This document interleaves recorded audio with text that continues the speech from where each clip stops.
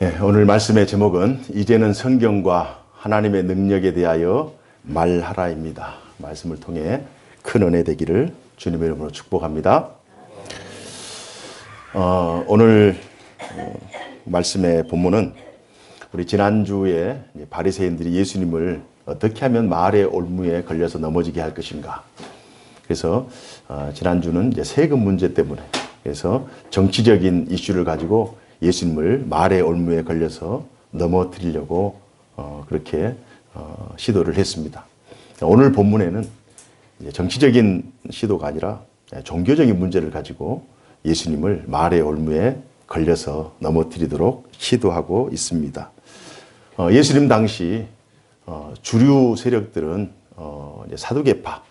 사두개파들은 친로마 정책을 썼고 성전에서 제사를 드리는 제사장 무리들, 대제사장 무리들. 그래서 유대교의 이제 기득권 세력들이 이제 사두개파들이고 그에 반해서 그 사두개파들이 친로마 정책을 쓰기 때문에 그 반대급부로 반로마 정책을 썼던 이제 SNF나 또 열심당원들 그리고 그 중심에 이제 하나님의 말씀으로 율법으로 돌아가자라고 하는 이제 바리새파 이렇게 해서 한 3개 정도의 큰 그룹이 있었습니다. 그래서 오늘 예수님께 질문한 세력들은 이제 사두개파, 성전을 중심으로 제사장 세력들, 그들이 어떤 질문을 하느냐? 부활에 관해서 질문을 합니다. 어떻게 하면 부활에 관한 그 질문을 통해서 예수님을 말의 올무에 걸려서 넘어뜨릴 것인가? 예수님의 명예를 실추시킬 것인가? 라고 하는 그런 시도를 사두개파들이 합니다. 예수님에 대하여 사두개파, 바리새파 가리지 않고 지금 질문해서 넘어뜨리려고 하잖아요. 그러니까 우리도 그리스도인으로서 일상을 살면서 많은 사람들이 우리에게 질문할 것입니다. 이러한 질문, 저러한 질문. 사두개파들이 오늘 예수님께 질문했듯이 예수의 부활이 진정이냐? 예수의 부활이 참된 것이냐? 혹은 우리도 나중에 부활할 수 있느냐라는 부활 논쟁으로 질문할 수도 있고요. 또 성경의 말씀이 참 진리이냐, 사실이냐라고 하는 성경의 무호성에 대해서 또 우리에게 질문할 수도 있고 더 급진적으로는 기독교가 참된 종교냐, 하나님은 살아있느냐라고 하는 그 하나님의 실존에 대해서 또 질문할 수도 있습니다. 그래서 많은 사람들이 우리에게 질문을 할 수 있어요. 그때 예수님 당시에는 바리새파, 사두개파 수많은 군중들이 예수님께 질문해서 예수님께서 그 답변을 하시면서 그 모든 어려움들을 헤쳐나갔어요. 그리고 하나님의 하나님 되심을 증거하며 하나님 나라의 복음을 전파했어요. 그럼 오늘날 이 시대에 수많은 질문들을 세상 사람들이 가지고 올 텐데 그 질문에 대해서 누가 답변할 것인가? 바로 신자와 교회가 그 세상의 많은 질문들에게 대하여 답변을 해야 되는 그 역할이 우리에게 주어졌어요. 그래서 우리는 성경도 또 하나님의 능력에 대해서도 충분히 깨닫고 이해해야만 세상 사람들의 또 세상 이 세대의 질문에 답을 할 수 있는 것입니다. 그래서 오늘 이 말씀은 굉장히 중요한 이슈예요. 부활에 대해서. 또 부활 이후에 어떻게 부활체가 어떠한 형식으로 살아갈 것인가, 존재할 것인가. 이 질문에 대한 답이기 때문에 이 질문은 사두개파들이 예수님을 넘어뜨리려고 한 질문이에요. 작은 질문이 아닙니다. 굉장히 큰 질문이고 그 당시에 이 말의 올무라고 하는 것은 답이 없다고 그랬잖아요. 확실한 세상 사람들이 답을 가지고 있지 않아요. 그래서 그냥 던져놓고 말을 잘하면 명예를 얻게 되고 말을 잘못하면 수치를 당하게 되는 그래서 던지고 보는 거예요. 그런데 여기에서 예수님께서 정확하게 이 질문에 대한 답을 던지자 예수님께서 또 명예를 얻게 됩니다. 그래서 오늘 본문에 부활에 대한 질문 한 가지를 매우 구체적으로 합니다. 그리고 매우 극단적으로 질문합니다. 왜요? 예수님의 이 질문을 통해서 예수님을 넘어뜨리게 하기 위해서 아주 구체적으로 그리고 아주 극단적인 그러한 예를 들어서 질문합니다. 오늘 본문의 내용입니다. 어떤 가정에 7형제가 살았어요. 7형제. 근데 공교롭게도 맏형이 결혼을 했는데 결혼하는 과정 속에 어느 날 갑자기 죽습니다. 그러면 유대교에서는 형이 죽으면 그 형의 부인되는 형수, 그 형수가 시적 공동체를 이루고 있었고 고대 사회였기 때문에 그 가족들이 도와주지 않으면 먹을 것, 쓸 것, 입을 것을 챙겨주지 않으면 도무지 살아갈 수 없는 또 그 형에게 주어진 그 재산의 분깃, 땅이라고 하는 그 재산의 분깃이 있는데 남자 아들을 낳아야지 그 아들이 또 장성해서 그 땅의 기업으로 삼고 그 소산물을 통해서 그 땅이 하나님 주신 기업이 계속 계대를 할 수 있기 때문에 이제 맏형이 죽었기 때문에 그 형수를 둘째가 부인으로 삼아서 또 아들을 낳아야 되는 또 둘째가 안 되면 셋째가 또 아들을 낳아야 되는 이런 이 형사 수치 또는 형사 취사법이라고 하는 이런 제도가 있었어요. 이게 이제 계대법이라고 하는 그런 제도인데요. 그래서 이 7형제가 있었는데 이 7형제가 다 죽어버린 거예요. 극단적인 예를 드는 거예요. 맏형의 부인이 둘째, 셋째, 넷째, 다섯째, 여섯째, 7째까지 이제 장가들었는데 다 죽어버리면 과연 부활 이후에 이 부인은 누구의 아내가 되겠습니까? 이런 질문을 하는 거예요. 누구의 아내가 되겠습니까? 여러분, 누구의 아내가 되겠어요? 그냥 둘째 다 아내인데 둘째, 셋째, 7째까지 다 부인으로 받아들였는데 과연 누구의 아내가 되겠습니까? 라고 하는 아주 구체적이고도 극단적인 부활 문제를 가지고 예수님에게 말의 올무를 걸려고 합니다. 24절, 그 내용 24절에 나와 있어요. 24절 봅시다. 선생님이요. 모세가 일렀을 때 사람이 만일 자식이 없이 죽으면 그 동생이 그 아내에게 장가들어 형을 위하여 상속자를 세울지니다 하였나이다. 우리 중에 7형제가 있었는데 마지가 장가들었다가 죽어 상속자가 없으므로 그 아내를 그 동생에게 물려주고 그 둘째와 셋째로 7째까지 그렇게 하다가 최후로 그 여자도 죽었나이다. 그런즉 그들이 다 그를 취하였으니 부활 때에 7 중에 누구의 아내가 되리까? 굉장히 어려운 질문입니다. 굉장히 고난도의 질문입니다. 이 히브리어로 이붐이라고 하는 법, 이붐, 계대법, 이붐아가 이제 과부거든요. 과부 구제법, 혹은 계대, 대를 잇게 하는 그런 법, 또 형사 취수법이라고 하는 이 내용이에요. 이 내용의 근거가 이제 신명기 25장 5절에서 6절 내용입니다.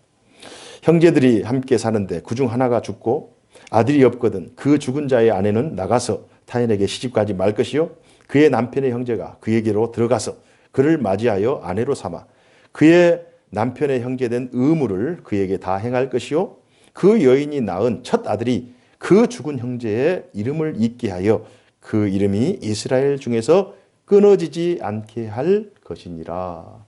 이게 모세법에 나와 있는 신명기 25장 계대법의 그 내용입니다. 근거가 돼요. 그래서 이 말씀을 토대로 해서 이제 유다와 다말 이야기도 존재하게 되고요. 또 롯과 보아스에 관한 그 계대법도 이게 이제 진행하게 되는 것이고, 또 예수님께서 요한복음 4장에 수가의 여인을 만나잖아요. 남편이 5이 있어요. 그러면 그 남편이 이 남편도 내 남편이 아니고 저 남편도 내 남편이 아니고 5이 다 내 남편이 아닙니다. 이런 내용을 얘기하거든요. 그게 다 계대법 또는 형사취수법에 관한 내용입니다. 그래서 그 근거를 이제 성경에서 신명기에서 찾을 수가 있습니다. 왜 사람들이 특히 사두개인들이 왜 이런 질문을 했을까? 첫 번째 맏아들이 있고 둘째, 셋째로 인해서 7째까지 다 장가들었어. 다 죽었어. 그러면 부활 때 누구의 아내가 됩니까? 이게 이제 성경 신명기에 나와 있는 내용이라고 말씀드렸습니다. 그래서 사람들은 사람들은 이렇게 질문을 하자 예수님께서 너희가 성경도 하나님의 능력도 알지 못한다. 이 말씀을 하십니다. 성경을 알지 못한다고 하는 것은 이 부인은 어쩔 수 없이 제도적으로 또는 그 당시 상황 속에서 맏아들의 부인으로 살다가 맏아들이 죽었잖아요. 그러면 여자 힘으로 살아갈 수 없는 상황이에요. 그리고 하나님께서 땅을 기업으로 물려줬기 때문에 그 고대 사회에서 노동력이 필요한 사회에서 아들을 낳지 않고서는 도저히 그 인생을 살아갈 수 없는 시대이기 때문에 이 아내는 비록 둘째, 셋째, 넷째, 다섯째에서 일곱째의 부인으로 살지만 진정한 남편은 첫아들이에요. 첫 번째 남편. 이 부인은 첫 번째 남편입니다. 첫 번째 부인이에요.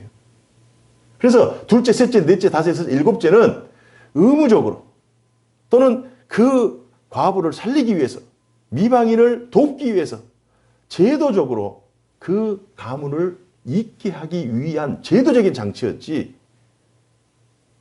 사람들이 생각하는 진정한 부인, 진정한 가족관계가 아니었다는 거예요. 이 부분에 대해서 너희가 성경을 알지 못한다. 예수님께서 그런 말씀을 하고 있습니다. 그래서 형사취수법은 미방인과 가족의 생계를 지키기 위한 수단이었어요. 그것이 목적이 아니었어요. 수단이었어요. 고대 땅을 경작할 아들을 낳아주기 위한 수단이었고 형수 가족의 먹을 것, 입을 것, 쓸 것을 채워주기 위한 수단이었어요. 그래서 그 남편을 형식상 남편으로 불렀지 실제 남편은 아니었던 것입니다. 이 부분에 대해서 사람들이 오해하고 있었던 거예요. 예수님은 이 질문에 대해서 22장, 오늘 본문 22장 29절 이하에 말씀하고 있습니다. 29절 이하에 예수께서 대답하여 이르시되 너희가 성경도 하나님의 능력도 알지 못하는 거로 오해하였도다. 이제 30절 해볼까요? 30절 다 같이요. 시작. 부활 때에는 장가도 아니가고 시집도 아니가고 하늘에 있는 천사들과 같으니라. 31절 죽은 자의 부활을 논할진대 하나님이 너희에게 말씀하신 바 나는 아브라함의 하나님이요 이삭의 하나님이요 야곱의 하나님이로라 하신 것을 읽어보지 못하였느냐. 하나님은 죽은 자의 하나님이 아니요 살아있는 자의 하나님이시니라 하시니. 이 말씀이 있어요. 사두개인들에게 있어서 두 가지의 문제점이 여기 드러나고 있습니다. 첫 번째는 세상적인 관점, 세상적인 시각으로 부활을 해석했다는 거예요. 세상적인 관점. 자기들이 이해하는 이 이해의 총량으로 세상적인 관점, 세상적인 이해를 가지고 부활을 해석했기 때문에 이런 오류가 발생한 거예요. 하나님의 나라, 하나님의 관점으로 형사취수법을 바라보았어야 해요. 자, 30절에 보면 예수님께서 부활 때에는 장가도 아니가고 시집도 아니가고 하늘에 있는 천사들과 같으니라. 이 말씀을 하세요. 그러니까 부활 이후에 마청의 아내가 둘째 아내, 셋째 아내, 넷째 아내, 다섯째에서 일곱째 결혼했다면 누구의 아내가 되겠습니까? 이런 질문을 던진 거예요. 세상적인 관점에서 질문을 던진 거예요. 그러나 예수님께서는 너희들이 오해하고 있다. 부활 때에는 장가도 아니가고 시집도 아니가고 하늘에 있는 천사들과 같다.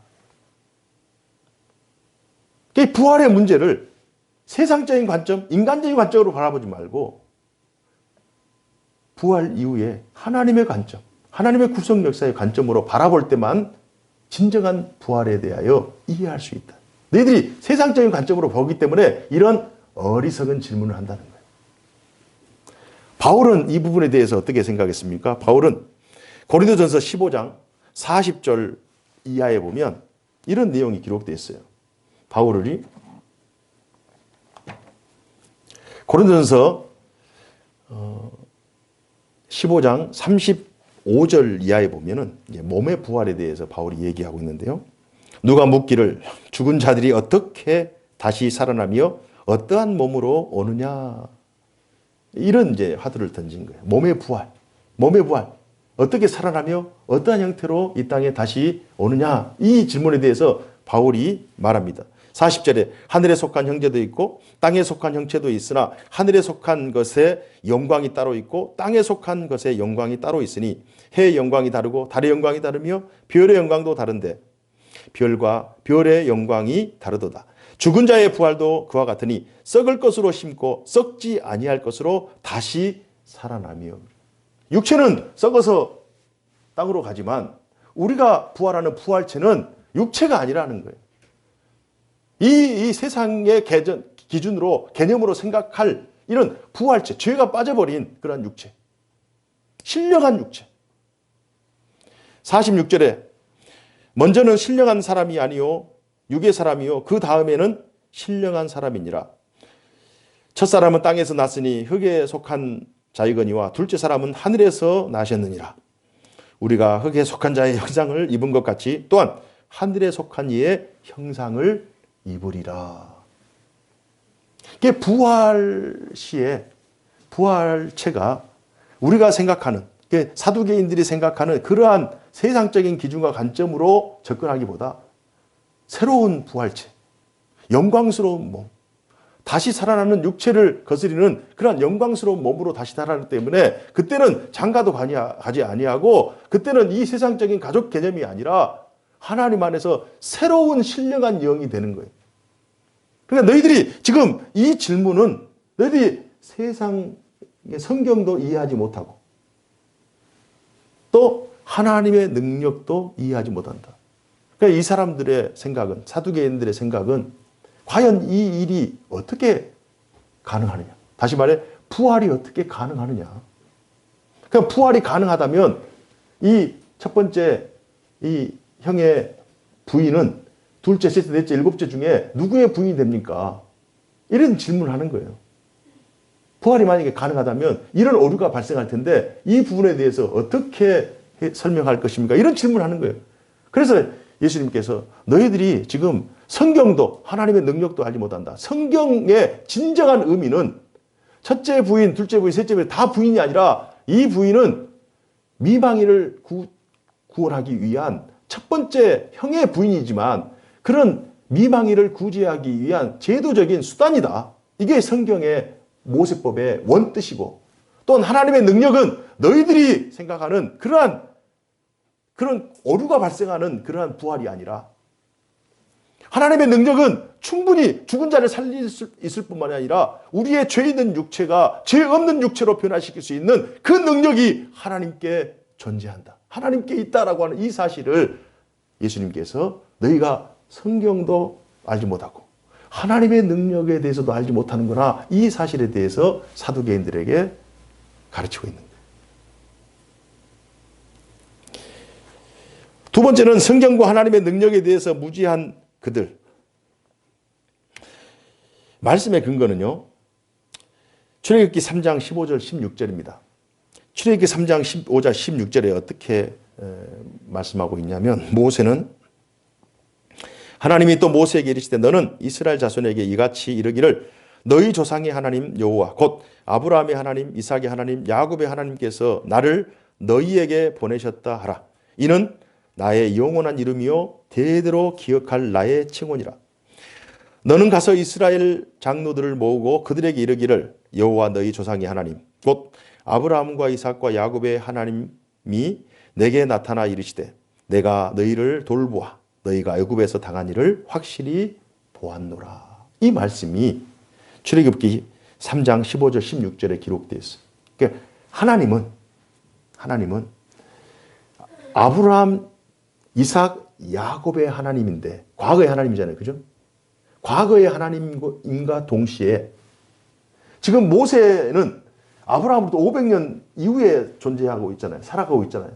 그러니까 하나님은 아브라함, 이삭, 야곱의 하나님, 과거에도 아브라함의 하나님, 이삭의 하나님, 야곱의 하나님으로 존재해서 살아계셔서 능력을 행하셨던 하나님이라면 그 하나님은 500년 후에 모세 시대에도 현재 살아계셔서 그들의 아픔과 슬픔과 그들의 속박과 그 노예의 그 모든 그 상처를 알고 치료하시고 구원하시는 능력의 하나님으로 살아계신 하나님.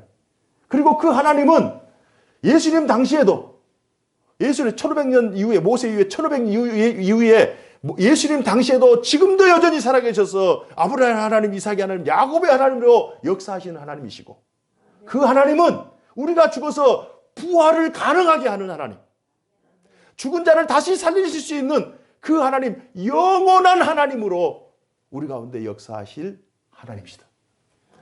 이 사실을 신명기서 말씀을 가지고 또 출애굽기 말씀을 가지고 와서 지금 너희가 성경도 하나님의 능력도 알지 못하는도다. 이렇게 하면서 성경과 하나님의 능력에 대하여 이제는 제대로 알라. 이 말씀을 예수님께서 진짜 이건 구체적이고도 극단적인 예를 가지고 7형제의 그 형사취수법을 가지고 부활에 관해서 질문하는 이 내용을 성경과 하나님의 능력이라고 하는 이 두 가지 팩트를 가지고 예수님께서 사두개인들에게 교훈하고 있습니다. 과거 아브라함, 이삭, 야곱에게 나타나신 하나님은 모세의 현재 역사하신 하나님이시고 그 하나님은 오늘날에도 역사하시고 영원토록 살아계신 하나님이신 줄 믿습니다. 우리가 이 사실을 이 사두개인들의 이 문제는 그걸 현세적인 관점으로만, 세상적인 관점으로만, 인간적인 관점으로만 바라봤기 때문에 이 사실이 믿어지지 않는 거예요. 그래서 이 사실을 믿음의 관점으로 바라봐야 되고 하나님의 구속 역사의 관점으로 바라봐야 되고 영혼의 관점에서 바라볼 수만 있다면 우리는 이 문제가 전혀 문제가 되지 않습니다. 그래서 여러분들은 부활에 대해서 전혀 문제가 되지 않잖아요. 우리는 부활에 대해서 전혀 문제가 되지 않잖아요. 그러나 이걸 인간적인 관점으로 바라보고 세상적인 관점으로 바라보기 때문에 이것이 문제가 되는 거예요. 우리가 이 사실에 대해서 전혀 문제가 되지 않고 이 하나님의 말씀을 읽고 있다는 것이 은혜인 줄로 믿습니다. 이게 은혜예요.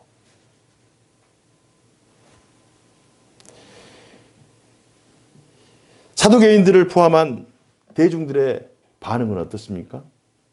지금 사두개인들이 예수님을 말의 올무에 걸려 넘어뜨리게 하기 위해서 극단적이고 아주 구체적인 예를 가지고 와서 7형제 중에 맏형의 아내가 죽고 7명이 다 그에게 장가들어서 이건 어떻게 이거 부활 때 누구의 아내가 됩니까? 이런 엉뚱한 질문을 가지고 왔어요. 그러나 예수님께서 성경을 통해서 하나님의 능력을 통해서 이 형사취수 문제도 해결하고 진정한 형사취수법의 의도, 명분 이것에 대해서 성경에 대해서 출애굽기 말씀을 가지고 또 신명기 말씀을 가지고 얘기하고 또 하나님의 능력에 대해서는 출애굽기 말씀을 가지고 또 선포하면서 그들의 그 질문을 말의 올무로부터 그 문제를 극복하는 것입니다. 그러자 그들의 반응은 어떻습니까? 33절입니다. 33절 그들의 반응이 다 같이 한번 읽어볼까요? 시작. 무리가 듣고 그의 가르치심에 놀라더라. 그래서 사두개인들은 말의 올무를 걸려서 예수님을 하여금 수치를 당하게 하려고 예수님의 명예를 손상시키려고 질문을 던졌는데 오히려 예수님은 성경과 하나님의 능력을 가지고 이 본문의 말씀을 풀어서 교훈하고 가르치시니까 그들이 듣고 그의 가르치심에 놀라면서 예수님께서 명예를 얻는 거예요. 이 본문과 교차해서 읽을 본문 누가복음 20장 39절 40절에는 서기관 중 어떤 이들이 말하되 선생님 잘 말씀하셨나이다 하니 그들은 아무것도 감히 더 물을 수 없음이더라. 예수님께서 이렇게 지혜롭게 말씀하시자 성경대로 말씀하시고 하나님의 능력의 관점에서 하나님 관점에서 하나님 나라 관점에서 그 질문에 대해서 말씀하시자 이제는 더 이상 물어볼 것입니다. 그들이 그 말씀을 듣고 그 가르치심에 놀라는 거예요. 제가 설교 서두에 예수님께 이러한 질문, 사두개인들이 질문하고 또 부활에 대해서 질문할 수도 있고 또 성경의 권위에 대해서 질문할 수 있고, 또 하나님이 살아계시냐, 하나님 죽었느냐, 하나님 존재하느냐라고 하는 그 질문에 대해서 또 질문할 수 있는 그 질문들이 세상에서 많은 사람들이 그리스도인들에게 질문할 수 있다고 그랬어요. 그 대답을 누가? 이제 그리스도인들이, 교회가 그 대답을 지금 답변을 해줘야 되는 거예요. 세상 사람들이 가지고 있는 믿음이 없어서 하는 질문, 세상의 육신에 속해 있는 그 육신의 질문, 그들이 이해하고 있는 이 믿음의 세계를 보지 못하기 때문에 이 세상의 관점으로만 할 수 있는 그 질문, 어리석은 질문들이 누구에게 온다고요? 우리들에게 오는 거예요. 교회들에게 오는 거예요. 신자들에게 오는 거예요. 이걸 잘 설명해주고 성경대로 설명해주고 하나님의 능력의 관점에서 설명해주면 사두개인들이 깜짝 놀랐듯이, 서기관들이 깜짝 놀랐듯이, 무리가 듣고 그의 가르침에 놀랐듯이 더 이상 질문할 것이 없을 정도로 그들이 충분히 이해할 수 있듯이 우리가 이런 지혜를 가져야 될 줄로 믿습니다. 그래서 오늘 설교의 제목이 이제는 성경과 하나님의 능력에 대하여 말하라. 이제는 성경과 하나님의 능력에 대하여 자신 있게 말하라. 능력 있게 말하라. 예수님은 단순히 사두개인들에게만 이 말씀을 가르치시려고 한 것이 아니에요. 사두개인들만 그 자리에 있는 것이 아니었어요. 서기관들이 있었고 바리새인들이 있었고 수많은 무리와 군중들이 함께 있었어요. 사두개인들에게만 주신 말씀이 아니라 이 기회를 통해서 모든 사람들에게 얘기를 하는 거예요. 모든 사람들이 한 자리에서 이걸 깨닫게 된 거예요. 사두개인들을 포함한 모든 이들에게 살아계신 하나님, 능력의 하나님을 가르치고 있는 것입니다. 그렇다면 우리도 이 말씀이 교회 안에서만 울려 퍼지는 말씀이 되어서는 안 돼요. 또한 성도들만 알고 성도들만 듣고 끝나는 말씀이 아니라 모든 사람, 모든 영혼들이 들어야 할 말씀으로 여기고 성경과 하나님의 능력을 이 세대, 이 시대, 육신에 속하여 이 세상의 기준과 이 세상의 틀 안에서 갇혀있는 믿음의 세계를 경험하지 못하고 저 너머에 있는 영원한 세계를 알지 못하는 그들에게 이 말씀을 가르쳐야 될 그러한 특권이 우리에게 있는 줄로 믿습니다. 이 위대한 사역이 신자와 교회에게 주어졌음에 감사하시기 바랍니다. 이 위대한 사역이 여러분과 저에게 위임되었다는 사실이 얼마나 큰 은혜와 축복인가. 그래서 저는 긍지를 갖자. 이 위대한 사역, 예수님께서 하셔야 될 이 일을 여러분과 저에게 위임해 주셨다. 예수님께서 받아야 될 질문을 교회가 받고 이 사실에 대해서 세상에 대하여 선포할 수 있는 이 놀라운 특권을 우리에게 주셨다. 우리가 잠잠하면 세상 사람들의 이러한 질문에 대한 답을 누가 줄 수가 없는 거예요.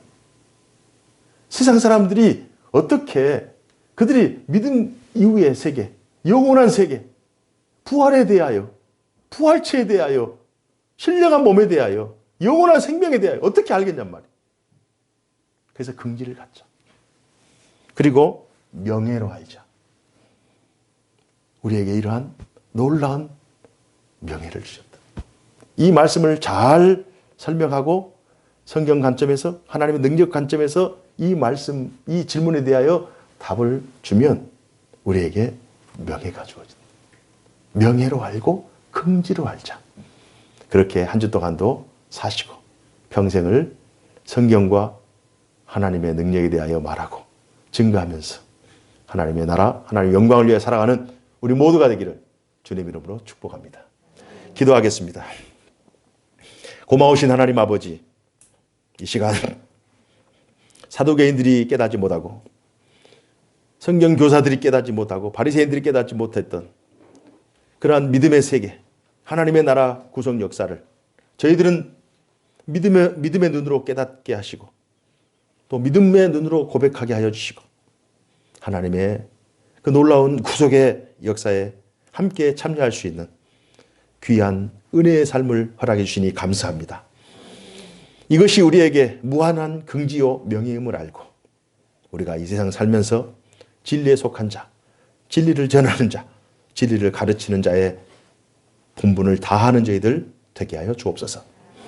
저희들이 이제는 성경과 하나님의 능력을 담대하게 선포하게 하여 주시고, 이런 과정을 통하여 수많은 사람들이 하나님의 진리를 깨닫고 하나님께로 돌아오는 놀라운 회복의 역사가 일어나게 하여 주옵소서.